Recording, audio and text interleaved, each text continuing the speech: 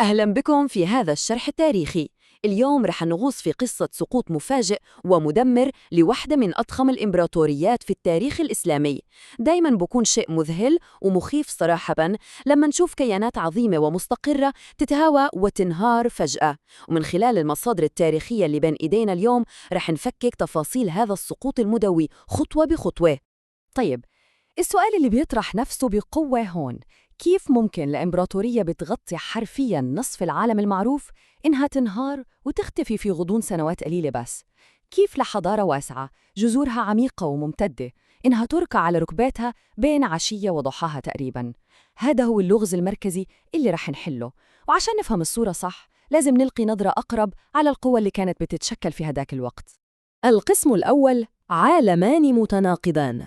في القرن السابع الهجري كانت الساحة الجيوسياسية بتشهد قوتين مختلفتين تماماً بيقفوا على حافة تصادم رح يغير شكل العالم للأبد. المشهد كان عبارة عن تفاوت قاتل.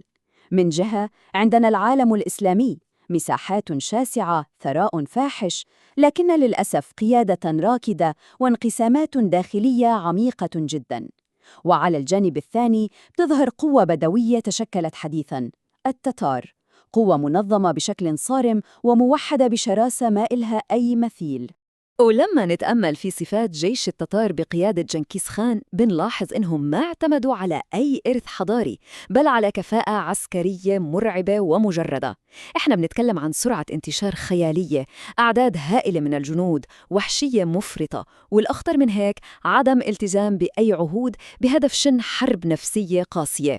هاي التركيبة خلتهم قوة عسكرية مستحيل التنبؤ بحركاتها أو حتى محاولة إيقاف زحفها. القسم الثاني: الشرارة القاتلة.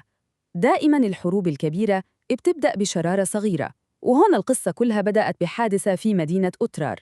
في عام 615 هجري وصل تجار أجانب تتار لمدينة أترار وقتلوا على يد الحاكم المسلم هناك.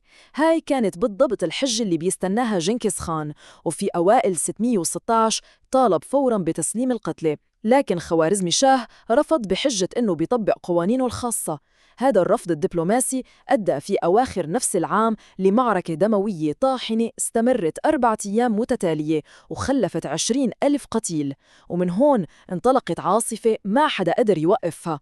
القسم الثالث: عام الدمار. هذا مش مجرد رقم في التقويم، هذا العام اللي غير خريطة العالم للأبد ومسح مدن كاملة من الوجود. سرعة الانهيار وحجم الدمار اللي اجتاح القارة خلال أشهر معدودة شيء بيفوق الوصف. في الشهر الأول بخارى بتستسلم وبتنحرق بالكامل.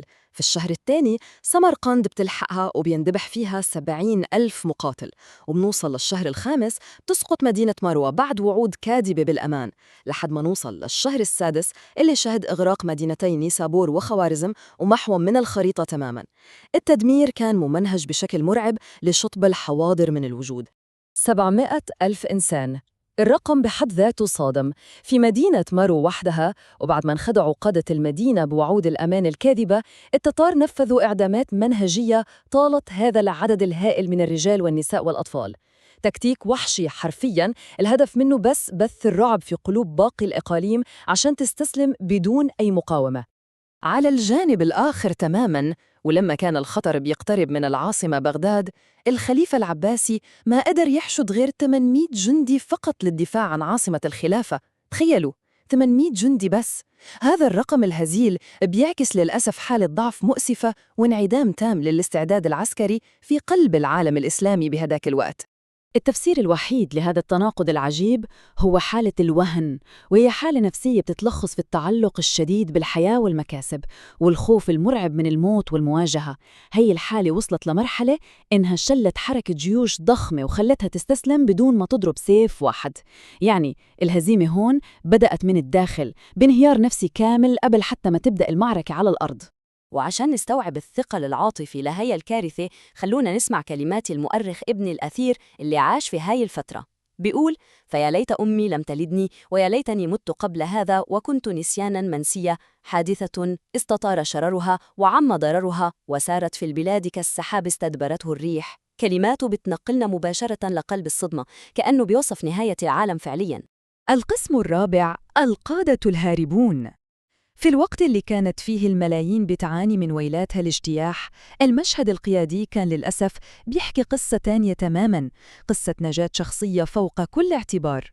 من المفارقات المأساوية العجيبة إننا نشوف حاكم زي محمد بن خوارزمشاه اللي كان بيسيطر على مساحات شاسعة بيفر ويهرب من مدينة لمدينة لحد ما انتهى فيه المطاف وحيد وفقير في جزيرة نائية في بحر قزوين، حتى إنه ما لقى كفن لائق يندفن فيه. الهروب المستمر ما أنقذ حياته، بس للأسف خلاه يخسر كرامته في النهاية. القسم الخامس: ثمن الانقسام. وسط كل هذا الظلام والدمار، ظهرت فجأة لحظة أمل قصيرة لما تمكن جلال الدين من توحيد القوات المتبقية. التاريخ دايماً بيعطينا دروس واضحة. لما اتحدت القوات رغم اختلاف أعراقهم من أفغان وترك وخوارزميين، قدروا يحققوا انتصارات عسكرية مذهلة في غزنة وكابل، وكسروا أسطورة الجيش الذي لا يقهر. لكن وبمجرد ما دخل الجشع وبدأ التنازع على الغنائم، التحالف هذا انهار وتفكك بالكامل، وكل هاي الإنجازات تبخرت في لحظة. اللي بيلفت الانتباه حقاً هو السرعة المرعبة اللي دمرت فيها الصراعات الداخلية الجيش الوحيد اللي كان قادر يوقف الغزو. شوفوا التسلسل من انتصار عسكري غير مسبوق لنزاع تافه على توزيع الغنائم، لانسحاب القائد بغراق ومعه 30 ألف جندي من النخبة، وصولاً للهزيمة النهائية الماحقة. سيناريو محبط جداً. وبيك انهار خط الدفاع الأخير. جلال الدين فر مهزوم ووحيد عبر نهر السند باتجاه الهند، وترك عائلته وباقي رعايات تحت رحمة انتقام الجنغيز خان الوحشي. مشهد الهروب والتخلي بتكرر كمان مرة، وترك الأراضي مفتوحة تماماً للاجتياح. في النهاية، سقوط إمبراطورية بهذا الحجم بيتركنا قدام فكرة وتساؤل عميق جداً. هل الغزو الخارجي العسكري هو اللي بيسقط الإمبراطوريات فعلاً؟ ولا الانقسام الداخلي والوهن والتنازع هم اللي دايماً بيمهدوا الطريق للانهيار؟ سؤال مهم جداً، ودرسه رح يضل يتردد صداع عبر كل الأجيال.